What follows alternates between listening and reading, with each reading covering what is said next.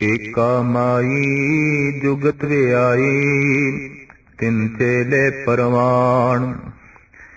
एक संसारी एक भंडारी, एक लाए दीवान। ज्यों तिस भावे तिवें चलावे, ज्यों होवै फुरमान। ओह वेखै उना नदर न आवे, बहुता एओ विडान। आदेश से आदेश, आद अनील अनाद अनाहत, जुग जुग एक होवे। संसार दी उत्पत्ति, रचना ते गर्दिश दे संबंध विच जो जोगियां ने जगत नूं विचार दिते ने, उस संबंध विच साहिब श्री गुरु नानक देव जी महाराज जगत नूं विचार दे रहे ने ते जोगियां नूं समझा रहे ने। प्राचीन समय तो एक कहावत चली आ रही है कि मादा प्रकृति युगती दे नाल प्रसूत होई ते उस तो तीन शक्तियां ने, तीन चेलियां ने जन्म लिया। साहिब श्री गुरु नानक देव जी महाराज उन्हां दा हवाला दे के फिर अपनी विचार जगत ते जोगियां दे सामने रखदे ने। एका माई जुगत व्याई, तिन चेले परवान। जुगती दे नाल व्याई प्रसूत होई ए माया, ए मादा, ए प्रकृति ते फिर बने तिन चेले परवान। परमाणिक तिन चेलियां दा, सिरमौर तिन देवतियां दा जन्म होया, जिन्हां दे नाल लकब जुड़े कि एक संसारी है, एक संसार दी पालना करन वाला है ते एक परले करन वाला है। एक संसारी, एक भंडारी, एक लाए दीवान। इत्थे तक विचार जगत दी है, जोगियां दी है, संसार दी है। और इस संसार दी विचार नूं सामने रख के मेरे पातशाह फिर अपनी विचार, अपने ख्याल, अपना जवाब जगत ते जोगियां दे सामने रखते ने। इतनी गल ते स्पष्ट है कि जोगियां दी पकड़ विच एक गल आई कि शक्तियां तीन ही ने ते किरिया सिर्फ तीन तरह दी हो रही है। जीव जम रहे ने, जीव टिक रहे ने, जीव मिट रहे ने। ग्रह नक्षत्र सूरज चंद तारे बन रहे ने, टिक रहे ने, मिट रहे ने। पशु पंखी जन्म ले रहे ने, टिक रहे ने, फिर मिट रहे ने। ये नियम तीन तरह दा जन्मना, जीवना ते मिट जाना सारियां ते लागू है और सारियां दी बकायदा अपनी उम्र है। तीन चेले परवान, परमाणिक, ये तीन चेले ने। दरअसल तिन्ना दी ही गिनती करीबन करीबन सारे विद्वानां ने प्रकृति दे संबंध विच कीती है। उन्होंने प्रकृति दे गुण भी तीन मन्ने, रजो तमो सतो। शरीर भी तिन्ना दा जोड़ है, मन है और अस्थूल मादा है शरीर ते फिर आत्मा है। एक नूं भी अलग कर दईए ते होंद कायम रखनी बहुत औखी हो जाती है। आत्मा है, मन है, शरीर है। समय दियां हालतां भी तीन ने, माजी, हाल, मुस्तकबिल, भूत, भविष्य, वर्तमान। इसी तरीके नाल देखिया जाए जो शरीर दे जीवन दे चल रही चेतना है, ओदियां हालतां भी तीन ने, जागृत, स्वपन, सखोपत। ते फिर असी देखते हैं कि जो कुछ जगत दे च हो रहा है ओदे च भी क्रियावां तीन ने। जीव जम रहे ने, जीव बन रहे ने और उन्हां दी पालना हो रही है, टिक रहे ने, फिर मिट जाते हैं।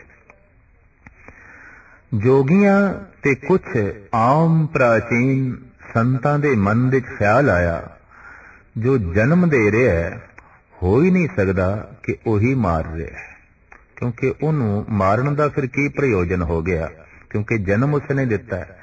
जिसने जन्म दिता है मारन का सवाल नहीं पैदा होता। तो जन्म कोई होर दे रहा है, परले कोई होर कर रहा है, ते फिर होर पकड़ दे आई गल पालना कोई होर कर रहा है। और ये तीन शक्तियां वख-वख ने।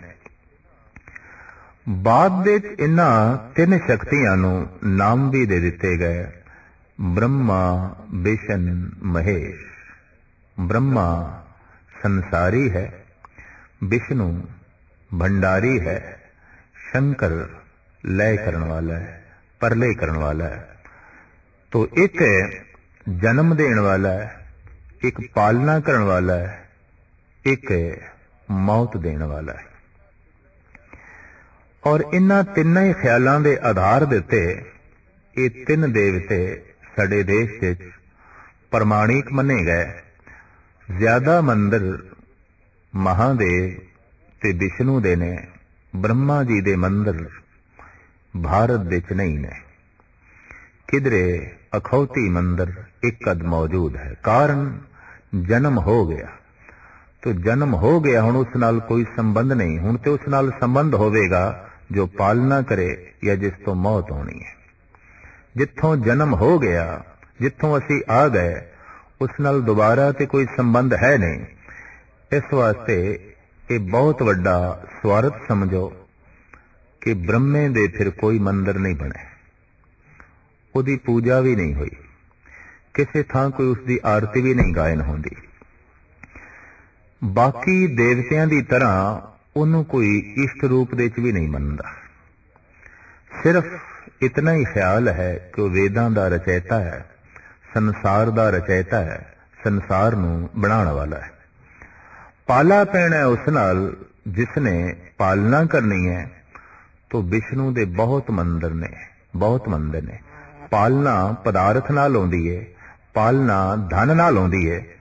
तो फिर नारायण दे नाल लक्ष्मी है।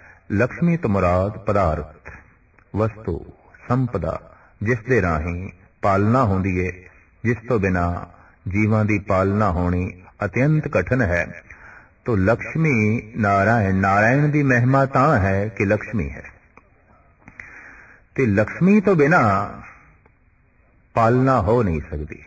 धन पदार्थ तो बिना जीवां नूं तृप्त करना शरीरक तल ते बहुत औखा है। तो लक्ष्मी नारायण दी खूब पूजा हुई, खूब मंदिर, काफी उदी पूजा ते प्रतिष्ठा। लेकिन डरे हुए मनुखा ने, भयभीत मनुखा ने शंकर दी भी पूजा की थी। नारायण दी पूजा इस वास्ते हुई पालना होंदी रहे। शिवजी दी पूजा इस वास्ते हुई मौत तो बचीए, ये बाकियां दे घर ते जावे पर साडे घर ना आवे। इस वास्ते पूजा हुई, इस वास्ते सजदे होए। एक दी पूजा इस वास्ते हुई कि रोज साडे घर आवे। लक्ष्मी नारायण दा पूजन इस वास्ते ये रोज साडे घर आवन, क्योंकि नारायण आएगा लक्ष्मी आएगी, लक्ष्मी आएगी तो नारायण आएगा, पूजन चलिया, रोज पूजन चलिया, ये आवन। ते शंकर दी पूजा इस वास्ते हुई ये ना आवे, ये कम से कम साडे घर तो दूर रवे। ये मौत दा देवता है, ये परले दा देवता है। तखय्यल है कि ओदा वासा मसाना चाहुंदा है, मुर्दे दियां खोपड़ियां ओ गल विच पाउंदा है। तो हकीकत है मौत दा आखिरी अंजाम ते मसान ही है, शमशान घाट है। शंकर दे आले दुआले जो प्रतीक इकट्ठे कीते गए सारे दे सारे मौत दे, और विष्णु जी दे आले दुआले जिन्ने प्रतीक इकट्ठे कीते गए वो जीवन दे ने। कमल फुल है, सोने दियां मोहरां अगों पईयां ने थाले दे।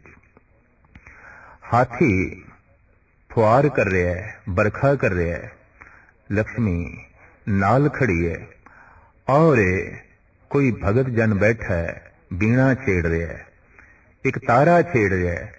ये सब जीवन दे प्रतीक ने, जिंदगी दे प्रतीक ने। पर बैठे ने महादेव खामोश अखां भी मूंद के बैठे ने, चुप बैठे ने, बेरौनकी है, तन ते सुआ मली हुई है।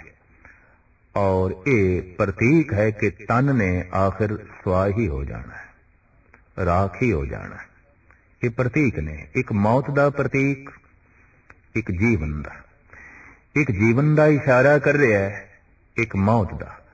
जद इस ढंग दे नाल छापे खाने नहीं सन, किताबां नहीं सन, लिखाई पढ़ाई नहीं सी, तो मनुखां दी दुनिया चलदी सी इशारियां दी भाषा। और इस ढंग नाल मनुख नूं धार्मिक बोध भी कराया जांदा सी, संसार दा बोध भी कराया जांदा सी। सहजे सहजे तालीम पढ़न लिखण दा ते छापे खानियां दा जन्म होया, तो इशारियां दी भाषा दी थां ते शब्द भाषा, बोल चाल दी भाषा ने ले ली। लेकिन धार्मिक दुनिया दे ओ प्राचीन इशारे अज भी मौजूद ने। यह गल वखरी है कि समझण तो लोकी सहजे सहजे असमर्थ होंदे जा रहे ने और उन्हां नूं वास्तविक रूप देई जांदे ने, जबकि वास्तविक रूप मिथिहास बन जांदा है, इतिहास नहीं, हकीकत नहीं। तो साहिब श्री गुरु नानक देव जी महाराज फरमान कर रहे ने, आम प्राचीन जगत दी ये प्रथा है कि ये प्रकृति, ये मादा युगती दे नाल प्रसूत होई। इस तो तीन चेले बने, ब्रह्मा, विष्णु ते महेश, जो प्रमाणिक ने। 33 करोड़ देवते दे ये तीन प्रमाणिक ने, सिरमौर ने। ते साहिब कहंदे ने एक नूं संसारी होण दा लकब दे दिता गया। संसारी होण तो मुराद सिर्फ संसार दी रचना ही कीती, जो रचयिता है, पालनहार नहीं है। इस ढंग नाल साहिब श्री गुरु नानक देव जी महाराज की दृष्टि तिन्ने ही अधूरे हो जाते हैं, क्योंकि जो रचना कर सकता है वो पालना नहीं कर सकता, जो पालना कर रहा है वो मौत नहीं कर सकता, और जो मौत कर रहा है वो सिरजना नहीं कर सकता। ये तीन एक एक शक्ति। साहिब श्री गुरु नानक देव जी महाराज कहते नहीं, हकीकत यह है जितों उत्पत्ति हो रही है पालना भी उस तो हो रही है, और जिस तो पालना हो रही है नाश भी उस तो हो रहा है। पर जे इत्थे सवाल खड़ा हो जाए कि जिस तो उत्पत्ति हो रही है मौत भी उस तो हो रही है, गल समझ दे च नहीं आउंदी। क्योंकि जिहड़ा बनाएगा वो मिटाएगा क्यों, और जिन्हें मिटाना ही है वो पालना क्यों करेगा।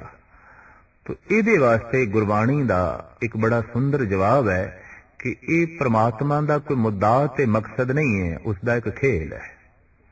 शौक दे नाल दरिया दे कंढे ते बच्चे अपने घर बनांदे ने, और जितनी शौक नाल बनांदे ने, जितने हस के बनांदे ने, उतनी हस के तोड़ देंदे ने। बनाण लगिया जो हासा मौजूद है, तोड़ लगिया भी वो खिलखिलाहट मौजूद है। जिहड़ी प्रसन्नता बनाण लगिया है, तोड़न लगिया भी वही प्रसन्नता है। और जितनी लगन ते मेहनत दे नाल बनाया है, उतनी ही चाव मल्हार ते लगन नाल तोड़ देता है। क्या प्रयोजन है इस बच्चे का? अगर प्रयोजन होंदा, कोई मुद्दा होंदा, मकसद होंदा, तो तोड़न लगिया इसने रोना सी, तड़पना सी, बेजार होना सी। नहीं, ये उसका खेल है। तो साहब कहते आवन जान एक खेल बनाया, आज्ञाकारी कीनी माया। जगत दे आवना ते जावना परमात्मा दा एक खेल है, मकसद नहीं। जिस कम दे पिछे कुछ मकसद रख लईए उत्थे तनाव खड़ा हो जाता है। क्यों तनाव? इस गल दा खड़ा हो जाता है हुण मकसद की पूर्ति होवेगी कि नहीं, क्योंकि मकसद रखे। ते जिसने जिस कम दे लई कुछ मकसद रखे, इहदा मतलब है उसने किधरे पहुंचना है, ते किधरे पहुंचना इस गल दा सबूत है अजे रस्ते च है, अजे मंजिले मकसूद ते नहीं। ते परमात्मा दा भी कोई मकसद है, उसने भी किधरे पहुंचना है। ये तो फिर अधूरा हो गया, ये तो फिर अपने घर दे च नहीं है। अगर उसने भी कोई मुद्दा रखे है, मकसद रखे है, स्पष्ट गल है। जैसे जैसे मनुख जिस काम दे नाल मकसद जोड़दा है, तनाव ते खड़ा हो जाता है। हुण मकसद की पूर्ति होवे तां ही मैनूं सफलता मिलेगी, तां ही मैं अगे वध सकांगा। ते जे मकसद की पूर्ति ना होवे ते मायूसी आउंदी है, उपरामता आउंदी है।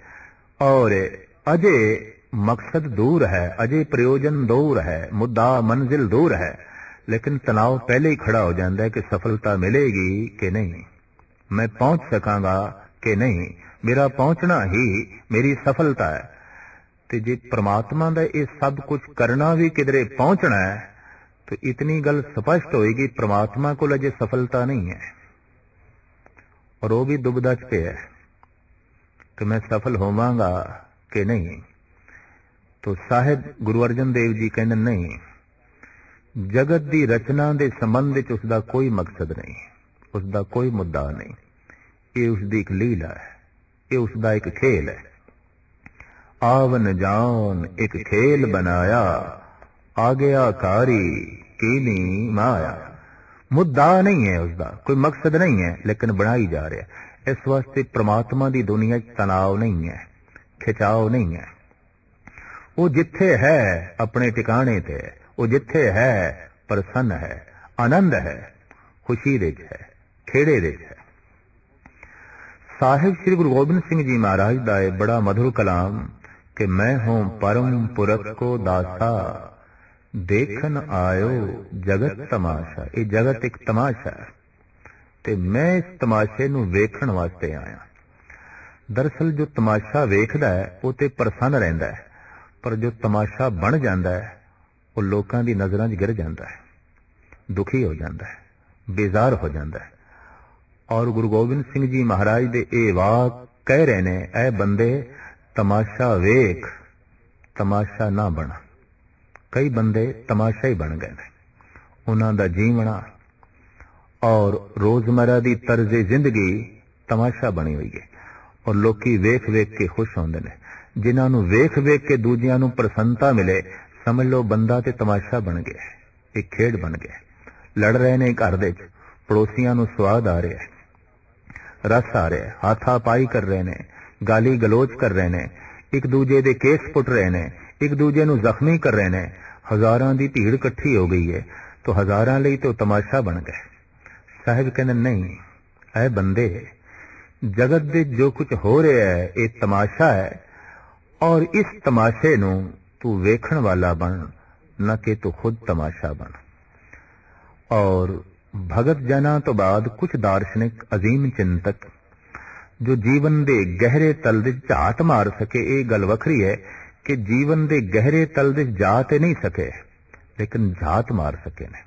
जो पहुंच गए ने जीवन दे गहरे तल दे, वो ते संत ने, भगत ने, पर जो झात मार सके ने वो दार्शनिक ने, महान दार्शनिक। तो ये दो श्रेणियां जगत दे महान ने। जो जीवन दे गहरे तल दे चले गए ये ते महान ने, पर जिन्हां ने झात मार के गहरा तल वेख लिया वो भी घट ने, वो भी महान ने। तो इस तरह की गहराई दे झाती मारी है उर्दू दे प्रसिद्ध शायर मिर्जा गालिब ने।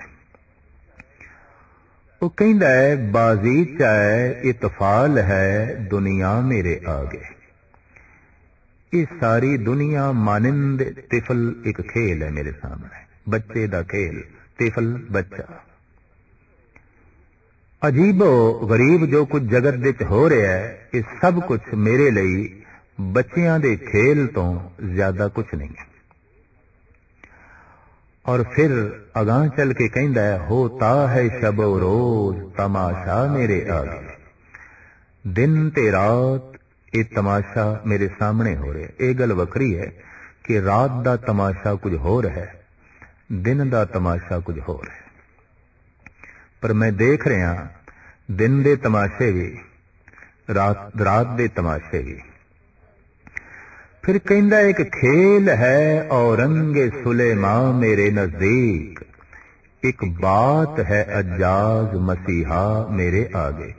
तख्ते सुलेमानी ये भी एक बच्चियां दा खेल है। राजनीतिक लिए ये खेल नहीं है, ओदा तो एक मुद्दा है, मकसद है तख्ते सुलेमानी तक पहुंचना, तख्त तक पहुंचना। वो अपनी जिंदगी भी दाव ते ला सकता है। सफलता ना मिली उन्होंने बहुत दुख भी हो सकता है। हो सकता है कई दिन मंजे तो ही ना उठ सके, इतनी उसनों चोट पहुंचे, इतनों उसनों आघात पहुंचे। क्योंकि तख्त तक पहुंचना उसका मकसद है। पर गालिब कहने अगर मैनू कोई चुक के भी बिठा देवे तो मैं तो यह समझांगा ये भी एक बच्चों का खेल है, इस तो ज्यादा कुछ नहीं। ते जेदे लई तख्ते सुलेमानी एक खेल है तो उहदे लई तख्ते सुलेमानी जिंदगी का मुद्दा नहीं है, मकसद नहीं है। उदा मकसद कोई होर होवेगा, ये नहीं है। तो एक खेल है औरंगे सुलेमान मेरे नजदीक, एक बात है अजाज मसीहा मेरे आगे। आजाज मौजियां दी जमा, मौजे करामात। तो गालिब कहने हजरत ईसा दे मौजजे, मौजजे की कब्र ते हथ लाया है, मुर्दा जिंदा हो गया, बीमार दे सिर ते हथ फेरिया, तंदुरुस्त हो गया, अंधे दियां अखां ते हथ रखिया, वो सुजाखा हो गया। गालिब हस के कहन ये भी बच्चियां दे खेल तो ज्यादा कुछ नहीं, सब कुछ एक खेल है। हजरत ईसा दे मौजे, तख्ते सुलेमानी, दिन रात विच जो कुछ हो रहा है सब कुछ एक तमाशा है। ये गल वखरी है कि जीवन दे इस महान गहरे तल नूं जे महापुरुष वेख सकिया है, उत्थे तक पहुंचिया ते नहीं, पर वेख लेना भी कोई घट नहीं है, बहुत वड्डी साधना है। ये गल वखरी है कि दिमागी साधना है। पर जिन्हां ने अध्यात्मिक साधना की थी, हेमकुंड दे तपीश्वर ने हेमकुंड विच बैठ के उन्हें जीवन दे गहरे तल दे झात नहीं मारी, वो जीवन दे गहरे तल दे पहुंचे है। उस ठिकाने ते पहुंच के कह रहा है, मैं हूं परम पुरख को दासा, देखन आयो जगत तमाशा। मैं तमाशा वेखन वास्ते आया, मैं तमाशा खुद नहीं आ। अगर वो तमाशा खुद होंदे ते जद 4 बच्चे शहीद होए ते रोंदे, ते जगत ते रोंदे आया नूं वेख के हसदा है, कदी रोंदे आया नूं वेख के रोंदा नहीं है।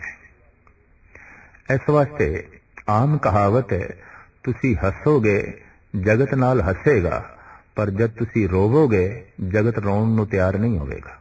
रोने दी कौन सांझ पांदा है? हासे दी सांझ पांदा है। जीवन दी सारी सांझ पांदे ने, मौत दी कौन सांझ पावेगा? नफे दी सारी सांझ पांदे ने, नुकसान दी कौन सांझ पावेगा? सारे रिश्ते सुख दे ने, दुख दी रिश्तेदारी कौन जोड़ेगा?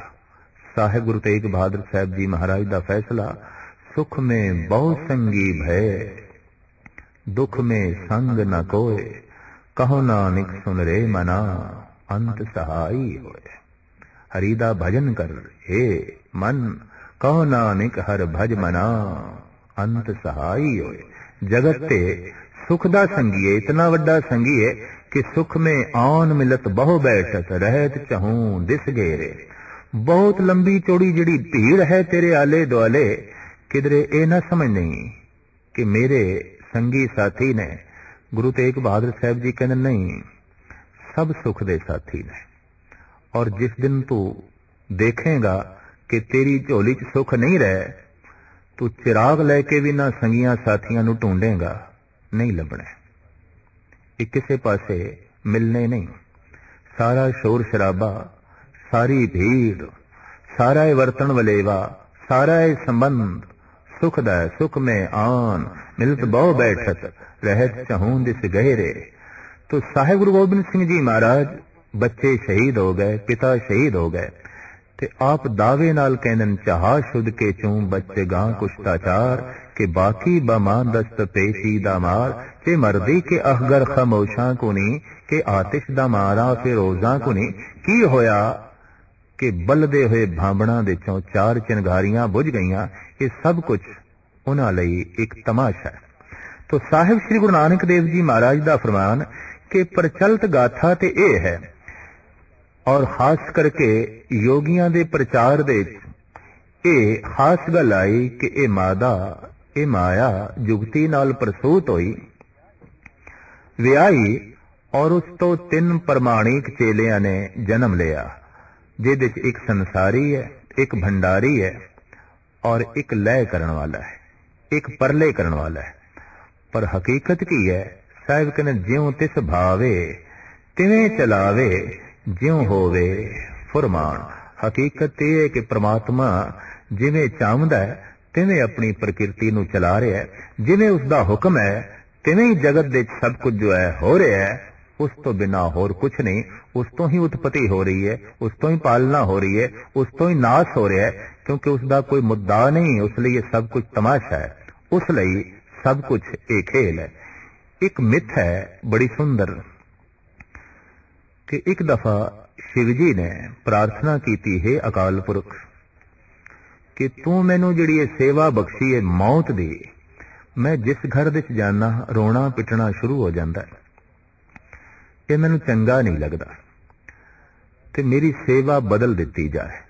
जिहड़ा काम इंद्र नूं सौंपिया गया है बरखा करन दा, ये काम मैनू दिता जाए। तां परमात्मा ने आखिया, शंकर बरखा करनी तेरे सुभाव दे अनुकूल नहीं, मौत करनी तेरे सुभाव दे अनुकूल है, ते असी कम दिता है तैनू तेरे सुभाव दे अनुकूल।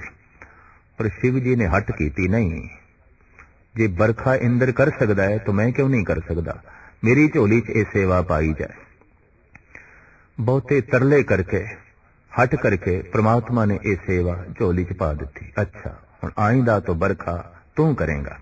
शिव जी ने यह वर प्राप्त किया, जद मैं डमरू वजावां उदों ही बरखा होवे, उस तो पहले नहीं होनी चाहिए। तथा अस्तु कर दिता गया, ठीक है तू डमरू वजाएगा बरखा होवेगी। मात लोग दे आए शिव जी, मिथ्यास किसान लोग हल चला रहे सन, तो शिव जी कहने लगे, सुनो हल ना चलाओ, क्यों? 13 साल तक मींह नहीं पैना, बरखा मेरे हथ च लेके वर आया है बरखा दा, कर रहा है मौत अपने सुभाव के मुताबिक। 15 दिन बाद जब फिर उतों लंघिया ते किसान बीज पै पावन, ते शिव जी गुस्से च आके कहने लगे, जब मैं कह दिता है 13 साल तक मींह नहीं पैना, ते बीज क्यों रोल रहे हो जमीन दे, क्यों नाश कर रहे हो, क्यों अपना नुकसान कर रहे हो? तो किसान कहने लगे, जे रब चाहेगा ते बिना मींह ते भी बीज उग आणगे, ते जे हुण ना भी उगे ते 13 साल बाद मींह पैना है, ते 13 साल तक असी बीज बोया ना, हल चलाया ना, तो असी ते हल चलाना भुल जावांगे, साडी संतान भुल जाएगी, असी खेतीबाड़ी का काम ही भुल जावांगे। थोड़े जिहा शिव जी अगे चले गए, रुख दे थल्ले बैठे, ते ख्याल आया जे किधरे मैं 13 साल डमरू वजाया ना ते मैं वजाना भुल जावांगा। तो एकदम झोली दे चों डमरू कढ़िया और उन्होंने वजाण लग पे, ते वजांदे आई मींह पै गया। गुस्से च आए भी मेरी चाहत तो बिना किस तरह होया, अलहाम होया, आकाशवाणी हुई, तू ही वर लिया सी जद मैं डमरू वजावां उदों बरखा होवे, तो हो गई है बरखा। शिव जी दे हाथ जुड़ गए, कहने लगे, नहीं ये ते जो कुछ तू चाहना है वही कुछ होंदा है, जो कुछ असी चाहते हैं वो कुछ नहीं होंदा। तो साहिब श्री गुरु नानक देव जी महाराज फरमान पे करते ने, ज्यों तिस भावे तिवें चलावे, ज्यों होवे फरमान। जिवें उसनूं भावदा है ते जिवें उसदा हुक्म है तिवें ही वो जगत नूं चला रहा है, ते तिवें ही उसे तरीके नाल ही जगत दे सब कुछ हो रहा है। ਉਹ ਵੇਖੇ ਉਹਨਾਂ ਨਦਰ ਨਾ ਆਵੇ ਬਹੁਤਾ ਇਹ ਵਡਾਣ। ਬਹੁਤੀ ਅਚਰਜ ਲੀਲਾ ਇਹ ਹੈ ਕਿ ਪ੍ਰਮਾਤਮਾ ਸਾਰਿਆਂ ਨੂੰ ਵੇਖਦਾ ਹੈ, ਸਾਰੇ ਜੀਵਾਂ ਨੂੰ ਵੇਖਦਾ ਹੈ, ਪਰ ਸਾਰੇ ਜੀਵਾਂ ਨੂੰ ਪ੍ਰਮਾਤਮਾ ਨਹੀਂ ਦਿਖਾਈ ਦਿੰਦਾ। ਉਹ ਵੇਖ ਰਿਹਾ ਹੈ ਲੇਕਿਨ ਜੀਵਾਂ ਨੂੰ ਉਹ ਨਹੀਂ ਦਿਖਾਈ ਦੇ ਰਿਹਾ। ਮਹਾਰਾਜ ਕਹਿੰਦੇ ਮੇਰੀ ਦ੍ਰਿਸ਼ਟੀ ਸਭ ਤੋਂ ਵੱਡਾ ਵਿਡਾਣ ਹੈਰਾਨ ਕੁਣ ਖੇਲ ਜਿਹੜਾ ਹੈ ਉਹ ਇਹੀ ਹੈ ਕਿ ਉਹ ਹਰ ਇੱਕ ਦੇ ਉੱਤੇ ਨਿਗਾਹ ਰੱਖੀ ਬੈਠਾ ਹੈ, लेकिन किसी जीव की निगाह के सामने परमात्मा नहीं, अकाल पुरख नहीं। आदेश ते से आदेश, आदेश है सजदा है उसनों किसनों जो जगत दा मुड है ते जिसदा कोई मुड नहीं, और जो धबियां तो रहत है नाश तो रहत है, ते जिसदा वेश समुचे जुगां जुगांतरां दे इक्को ही है। आदेश ते से आदेश, आद अनील अनाद अनाहत, जुग जुग एको वेश।